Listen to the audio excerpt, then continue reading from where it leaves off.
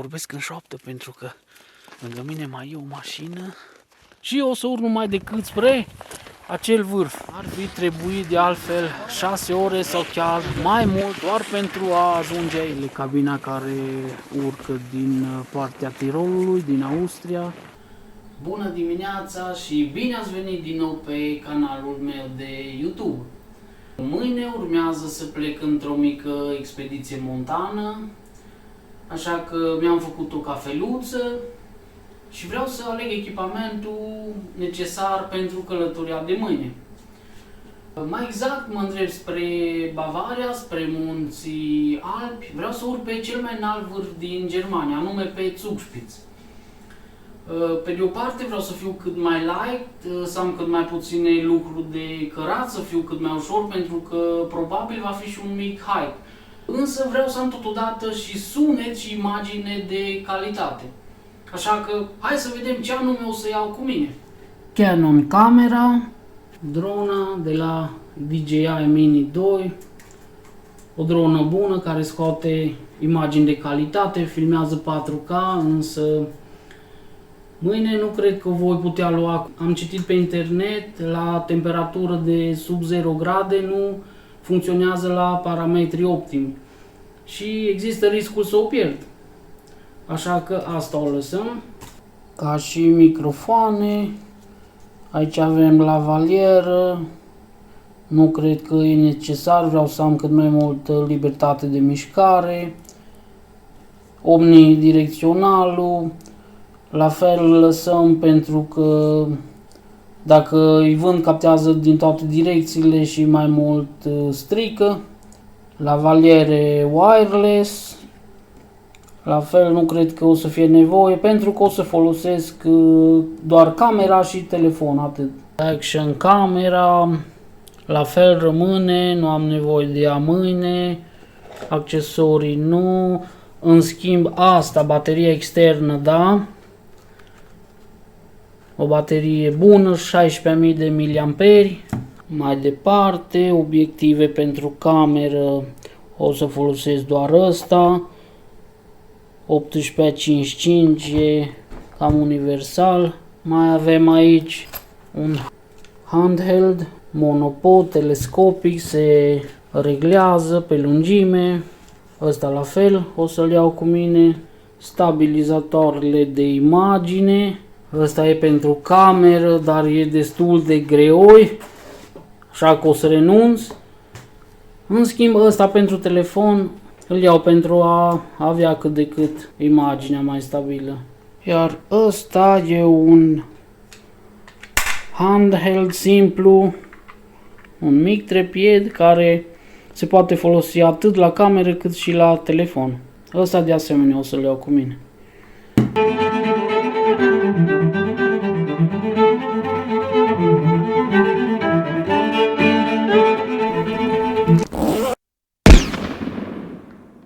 Și gata, iată-mă pornit spre cel mai înalt vârf din Alpii Germaniei. Din nou am plecat din Gummersbach, din micuțul orășel situat lângă Köln. Dacă vă întrebați de ce toate vlogurile pornesc din acest oraș, ei bine, noi suntem niște diasporeni de Germania care ne facem veacul, cum se zice, în acest mic oraș. Nu am mai plecat de dimineață, am plecat destul de târziu, după masă, am tot cântărit diferite variante de a ajunge acolo fără ca eu să fiu obosit. M-am gândit inițial la o combinație între tren și bus, acel bus verde, dacă îl știți, inscripționat cu Flixbus, care face legătura între diferite orașe ale Europei. Puteam să-l fi luat de la Köln sau de la Frankfurt, până acolo ajungeam cu trenul, însă problema care era? La München trebuia să fac un transfer între un bus și altul al aceleiași firme, dar durata de așteptare era una mult prea lungă, undeva la aproape 5 ore. Ținând cont de condițiile meteo, suntem în februarie, nu era chiar plăcut să rămân afară. Așa că am renunțat și iată-mă din nou într-un road trip cu mașina. O să ajung la destinație, o să stau în mașină până dimineață, m-am aprovizionat cu geci grose, cu pătură, nu o să fie niciun fel de problemă.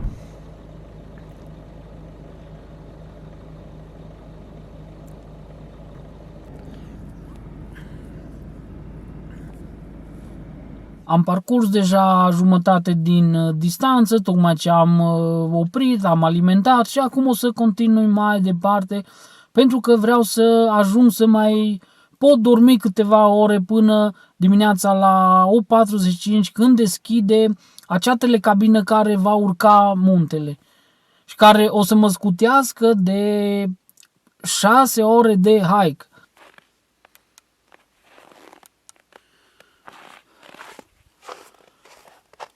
Gata, am ajuns. E întuneric beznă aici totală, dar locul arată ireal.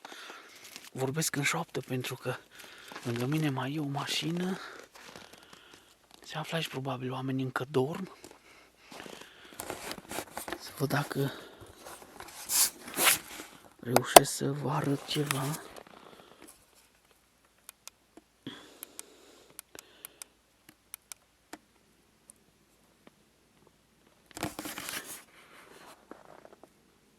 Și luna, și la lumina lunii se disting siluetele munților, doar că camera nu poate să vadă, e mult prea întuneric, dar cu ochiul liber se văd destul de clar. Am ajuns doar eu și mai e o mașină, mai am un vecin de parcare.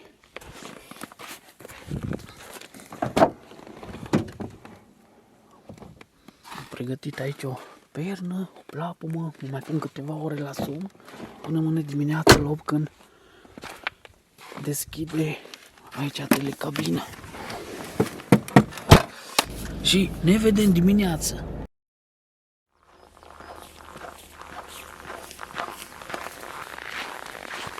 Bună dimineața, vă spun din nou, dintr-un loc care pare aproape ireal. Hai să vă arăt cum arată locul ăsta. Cel mai înalt vârf din Alpii germani. A răsărit un pic soarele acolo sus pe vârf. Vârful Zugspitz, aproape 3000 de metri. Mai exact 2962 de metri. Interesant e faptul că aici peste tot e numai umbră. Iar acolo sus, deja soarele a răsărit un pic. Se vede o mică parte. Acolo o să vreau eu să ajung astăzi. De asta mă aflu aici în parcarea și stația ABC. Se numește așa pentru că după ea, în imediată apropiere, se află și un lac, lacul cu același nume. Dacă am timp, vreau să merg și până la acel lac, să explorăm un pic locul. Ce vreau să vă mai spun despre această stație, de asemenea se poate urca cu un mic trenuleț compus din două vagoane, cu o roată zimțată, însă nu urcă direct, nu l-aș recomanda pentru că trece prin foarte multe tuneluri și nu e mare lucru de văzut. Are probabil un traseu mai lin pe undeva prin spate. Eu o să iau telecabina, mă duc chiar acum să îmi procur bilet, să văd cât mă va costa și o să urc numai decât spre acel vârf. Am echipat haine cu protecție termică mai mărită. Acolo trebuie să fie și casa de bilete.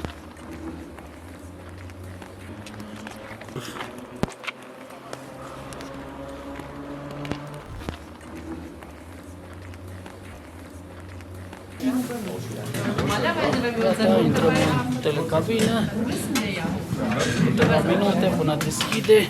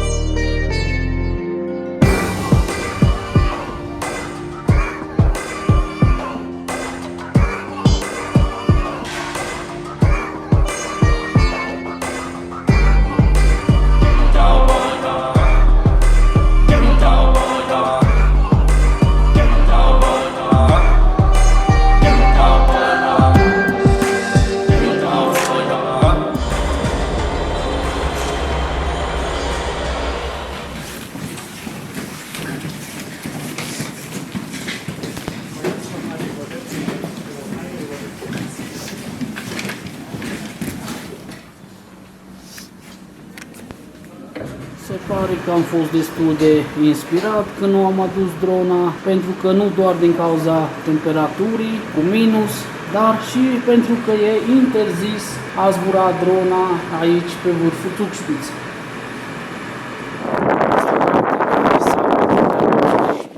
Acea cruce aurie, cel mai înalt punct din Germania.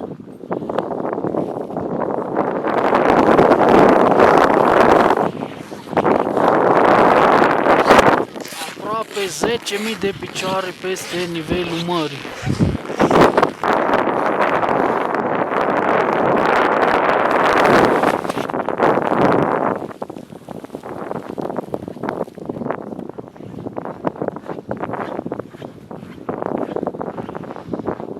De schi.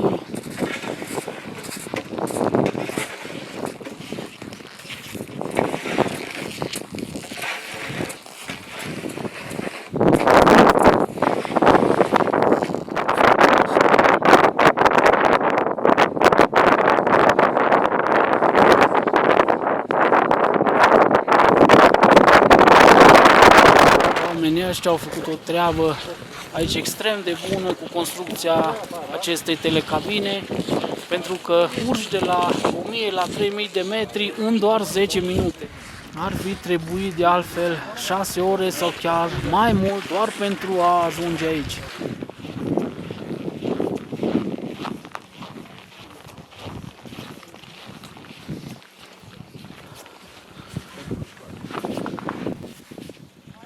Asta e partea pe care am urcat noi. Acolo înghețat se vede lacul Eibsee. Lara are o culoare albăstruie. Se vede până departe. Zile cu soare, în zile senine, ca de exemplu cum e acum. Aici există o vizibilitate a piscurilor montane din cel puțin 4 țări.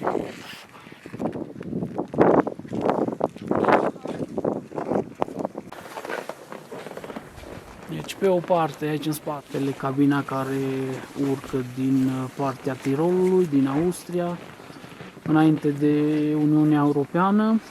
Aici exista efectiv un gardian, un vameș care te controla pentru pașapoarte și acte dacă treceai dintr-o țară în alta. Iar în partea cealaltă, telecabina care vine din Germania. Mi-a înghețat deja mâna pe cameră când m-am tot învârtit aici și am filmat. Și mi s-a făcut și foame. Hai să vedem ce au ăștia aici pe la restaurantul ăsta aici în vârful muntelui.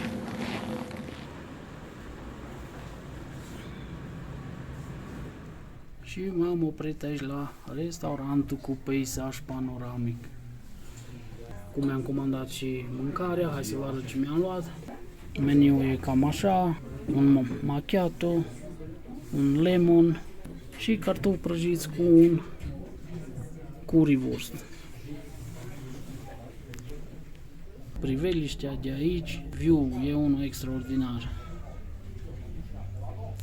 Vreau să mă pregătesc încet să cobor, pentru că la 4:30 e ultima coborâre cu telecabina. Trenul se poate și mai târziu, însă vreau să trec prin tunele să nu văd nimic.